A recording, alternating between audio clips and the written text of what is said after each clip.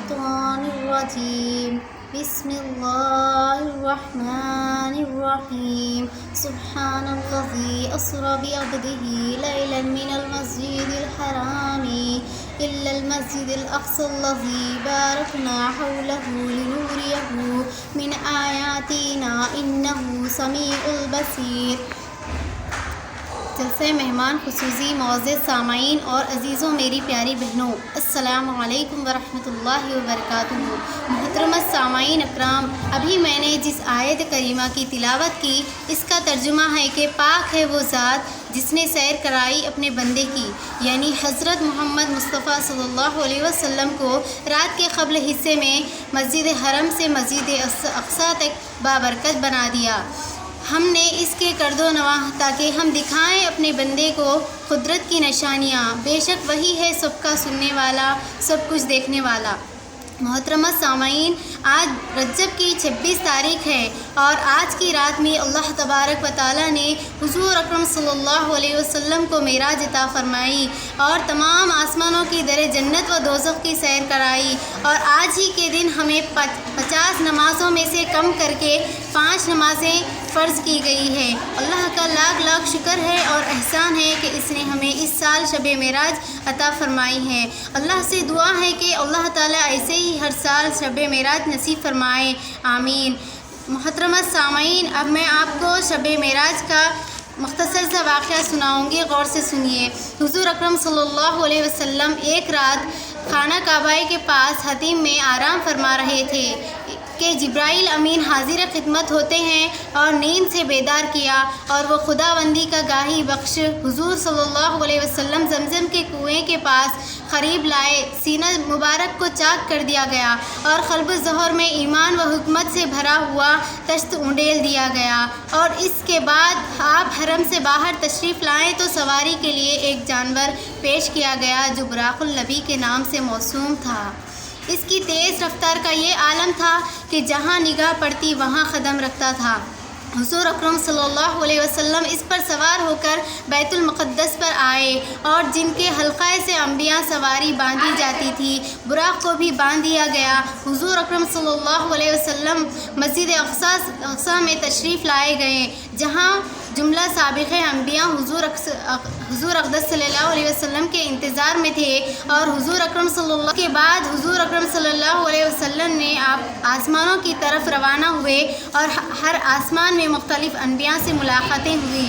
پہلے آسمان پر حضرت آدم علیہ السلام، اور آخری آسمان یعنی 7ویں آسمان پر ابراہیم صلی اللہ علیہ وسلم سے ملاقات ہوئی، اور حضرت ابراہیم صلی اللہ علیہ وسلم بیت المقدس یعنی ایک درخت کا نام ہے جس کے پشت لگائے بیٹھے تھے۔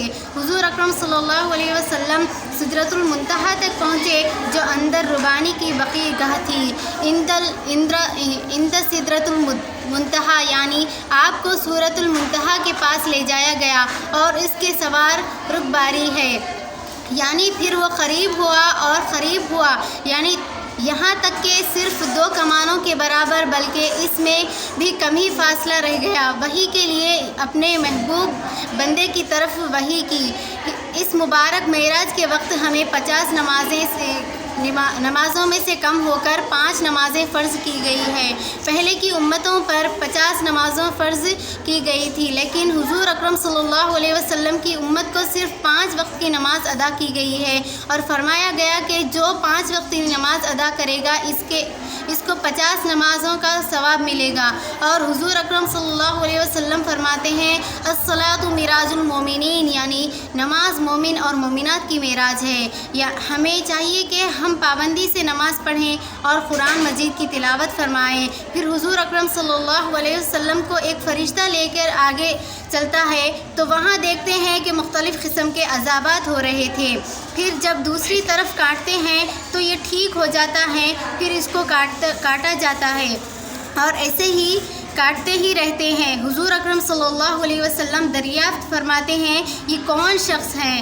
تو فرشتے نے کہا یہ شخص وہ ہے جو ہمیشہ جھوٹ بولا کرتا تھا۔ پھر آگے بڑھتے ہیں تو کیا دیکھتے ہیں کہ ایک شخص کو ایک فرشتہ لٹا کر پتھر سے سر کچل رہا تھا۔